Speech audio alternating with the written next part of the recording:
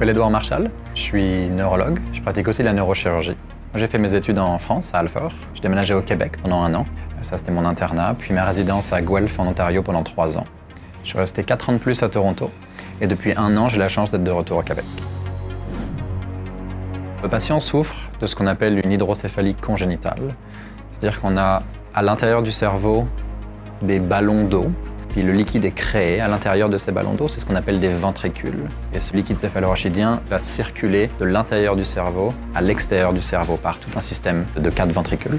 On peut avoir une obstruction. Quand on a une obstruction, on a en amont de la pression et du volume qui va se former.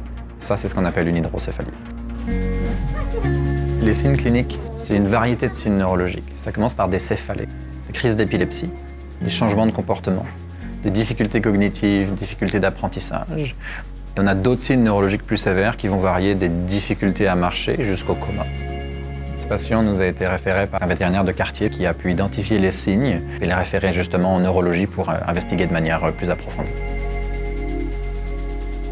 Donc un shunt ventriculo-péritonéal, ça signifie de shunter le liquide des ventricules, donc du cerveau directement, dans le péritoine, donc dans l'abdomen. Et ça se fait avec un implant qui va permettre de faire passer le liquide à l'extérieur du système. C'est un implant qui va du ventricule, sous la peau, et ensuite dans l'abdomen.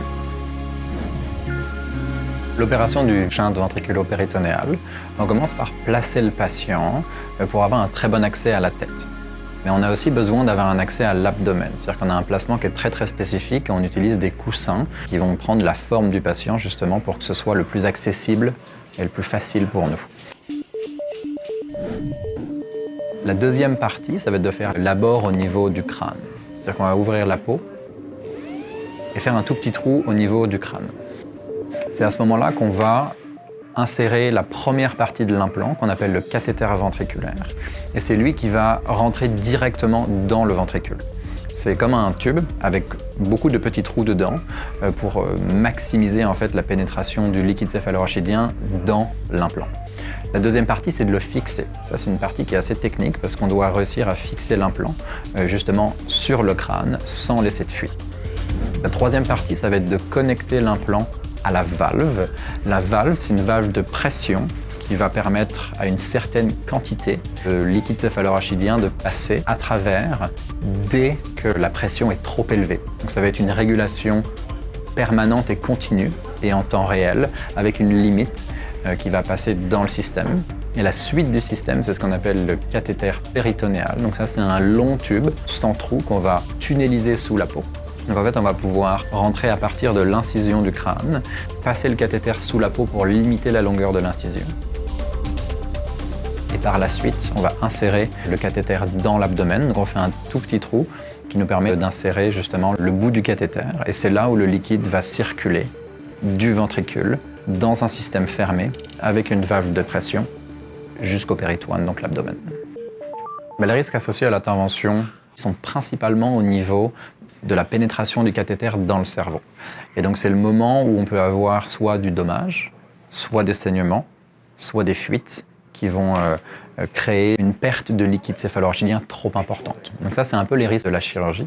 Puis c'est justement là où le docteur Terreros s'est joint à moi pour me permettre de bien placer le cathéter et on a fait ça ensemble justement pour limiter les risques associés à cette chirurgie.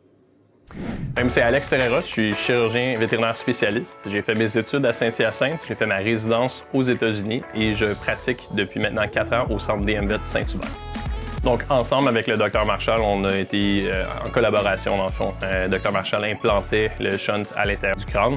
Moi, spécifiquement, j'ai plus été impliqué dans la tunnalisation du shunt vers l'abdomen, puis l'implantation du shunt à l'intérieur de l'abdomen, dans la cavité abdominale, qui est un endroit où je travaille plus fréquemment que le Dr Marchal. Cette opération, c'est aussi une opération qu'on a pris de la médecine humaine.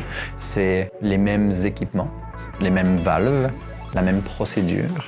Et en fait, le suivi même est très similaire à ce qu'on va faire pour un patient humain avec ce même type de maladie. La collaboration, c'est la clé du succès pour des interventions complexes. C'est là qu'un centre de spécialité, ça prend tout son sens. Donc non seulement moi et le Dr Marchand, on va travailler ensemble pour des cas plus complexes, mais on va aussi travailler avec d'autres spécialités, que ce soit des anesthésistes spécialistes qui vont nous permettre de pouvoir réaliser la procédure, des spécialistes des soins intensifs qui vont pouvoir faire le monitoring en post-opératoire pour s'assurer que la récupération du patient est optimale. C'est vraiment une collaboration multispécialité, un cas de chirurgie comme ça.